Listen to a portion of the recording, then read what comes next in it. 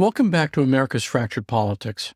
I'm your host, Mark Mansour, attorney and longtime Democratic activist. Here, we don't just talk about the horse race, we delve deep into the issues of the day. Today's episode is about a political earthquake in New York City, Zohran Mamdani's stunning victory in the Democratic mayoral primary. It's not just about New York, it's about the future of the Democratic Party and perhaps the country. Let's set the scene. Zohran Mamdani, a 33-year-old Democratic socialist and state assembly member from Queens, just pulled off what many thought was impossible. He defeated Andrew Cuomo, the former governor, who was hoping for a comeback after his resignation in disgrace. Mamdani's win was not a fluke. It was the result of a campaign that focused relentlessly on the issues that matter most to working-class New Yorkers: housing, wages, and the cost of living. Let's talk about those policies. Mamdani proposed city-owned grocery stores to lower food costs, free child care for all children up to age 5, and a $30 minimum wage by 2030. Think about that, a $30 minimum wage. That's a number that would have been unthinkable in mainstream politics just a few years ago. But here's the thing. Mamdani didn't just run on big promises, he ran on authenticity. He knocked on thousands of doors, he built relationships in neighborhoods that politicians usually ignore, especially working-class Asian communities in Brooklyn and Queens. One campaign organizer described it this way: "The strength of our organizing strategy came from lifetimes of relationships, neighbors talking to neighbors who fixed each other's sinks, fought off landlords together, and grew up together." That's not just campaign rhetoric. That's the kind of organizing that builds trust and wins elections. But as you might expect, the backlash has been swift. The Democrat establishment did not want Mamdani to win. Let's start with Whitney Tilson, a hedge fund executive and former mayoral candidate.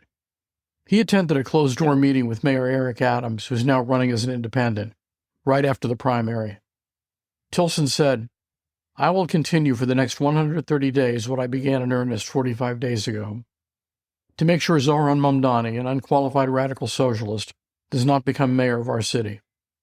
He went further, calling the primary totally rigged and arguing about 5% of New York City voters picked him.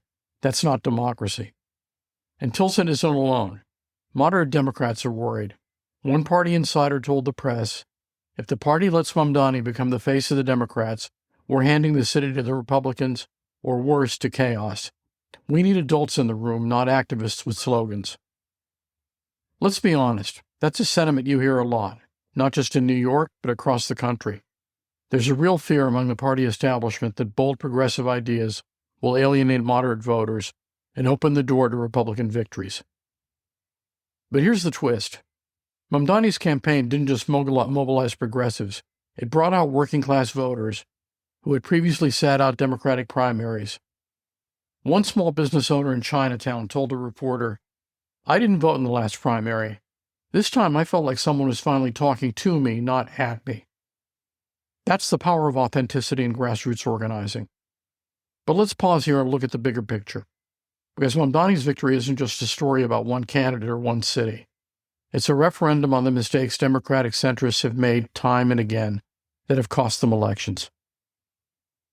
For years, the party establishment has clung to the belief that playing it safe, offering incremental change, triangulating on big issues, and relying on high-dollar donors was the path to victory. But in doing so, they've often lost touch with the very voters who should be their core: working-class Americans, young people, and communities of color. Let's be blunt. Centrists have too often prioritized corporate donors over grassroots energy. The result? Policies that feel watered down, promises that sound empty, and a party brand that for many feels indistinguishable from the status quo. They've underestimated the hunger for bold solutions. When centrists dismiss big ideas like universal child care, a living wage, or aggressive housing reform as quote-unquote unrealistic, they send a message that they're not listening to the struggles of everyday people. They've leaned heavily on negative campaigning and fear of Republicans instead of offering a compelling positive vision. That might mobilize the base in a crisis, but it doesn't inspire new voters or bring back those who've checked out. We've seen the consequences of these mistakes, not just in New York, but across the country. Think about 2016 when Hillary Clinton's campaign, built on experience and moderation, failed to energize key states in the Midwest, or 2020 when down-ballot Democrats lost winnable House and state races because they failed to connect with voters on bread-and-butter issues. As one progressive strategist recently put it, you can't beat something with nothing. If all you offer is "we're not the other guy," people will tune out. And in the 2022 midterms, Democrats lost ground in places where their message was muddled or they were seen as out of touch with local concerns. Let's not forget the cautionary tale of the Virginia governor's race in 2021, where Terry McAuliffe's campaign, anchored in establishment politics, failed to inspire turnout among young and black voters, handing the race to a Republican, in a state Biden had won easily just a year before. And it's not just about policy. It's about style and substance. Voters can sense when a candidate is running on autopilot, mouthing talking points, or avoiding tough questions. Compare that to someone like Mamdani, who shows up, listens, and talks specifics. That's why one small business owner said, "This time I felt like someone was finally talking to me, not at me."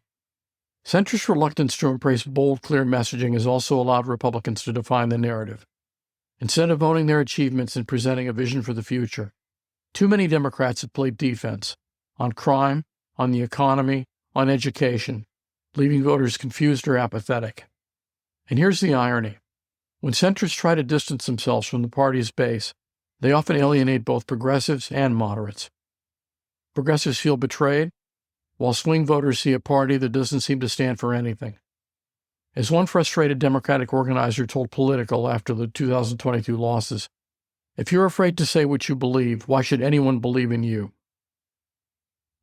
So when establishment figures dismiss Mamdani's win as a fluke or a threat, they're missing the lesson staring them in the face. The path to victory isn't through fear, caution, or triangulation. It's through authenticity, bold ideas, and a willingness to fight for the people who need government to work for them, not just for the well-connected. If Democrats want to avoid more painful losses and actually build a durable majority, they need to learn from these mistakes.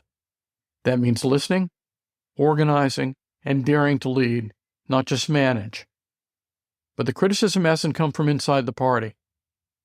Republicans are jumping in too. Donald Trump never wanted to miss an opportunity to stir the pot, called Mamdani quote-unquote a communist. That's a terrible thing for our country, by the way. He's a communist. We are going to go to a communistic city. That's so bad for New York, but the rest of the country is revolting against it. So what does all this mean? On one hand, you have a candidate who's energized the base and brought in new voters. On the other, you have an establishment and a set of critics who see his victory as a threat. Now, let's not sugarcoat it. The backlash hasn't just been political. It's turned ugly. The NYPD is investigating bomb threats and voicemails calling Mamdani a terrorist and saying he's not welcome in New York or America. Mamdani's response? "I won't be intimidated. I'm here to serve the people who put their trust in me, and I won't back down." This is where it comes into sharpest focus. Mamdani's win is about more than just policy. It's about authenticity, grassroots organizing, and a willingness to challenge the establishment. His campaign exposed the bankruptcy of a Democratic establishment that relies on big money, insider endorsements, and negative campaigning. But here's the question for the Democratic Party and for all of us. Will the party learn from Mamdani's example, or will it try to undermine him? Because make no mistake, efforts to sideline him are already underway. Let's look at the numbers.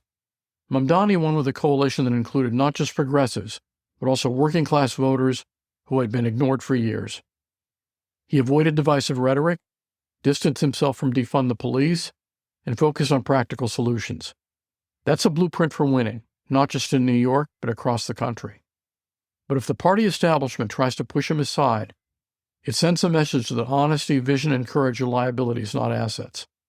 As one grassroots organizer put it, this campaign was built on trust. Neighbors talking to neighbors, people who fought off landlords together. That's how we won.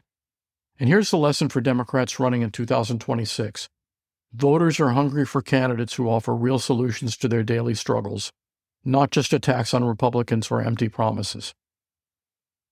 Mamdani himself summed it up best. We're not just running to win an election. We're running to build a city where every New Yorker can thrive, not just survive. So what should the party do? If Democrats want to win in 2026 and beyond, they need to prioritize economic populism, engage directly with voters, and welcome, not undermine, bold, authentic voices. Anything less is a betrayal of the party's values and a recipe for continued decline. Now, Democrats don't need to mimic Mamdani. Different messages work in different places. But it is critical to remember that economic populism works everywhere, and 2026 and 2028 Democratic candidates would do well to remember that. I'll leave you with this. Mamdani's win is a wake-up call. The question is, will the Democratic Party answer it, or hit the snooze button and keep sleepwalking toward irrelevance? That's it for today's episode of America's Fractured Politics. I'm Mark Mansour. Stay involved, vote, and urge your friends and family to vote. If you enjoyed this podcast, please share, like, and keep listening in.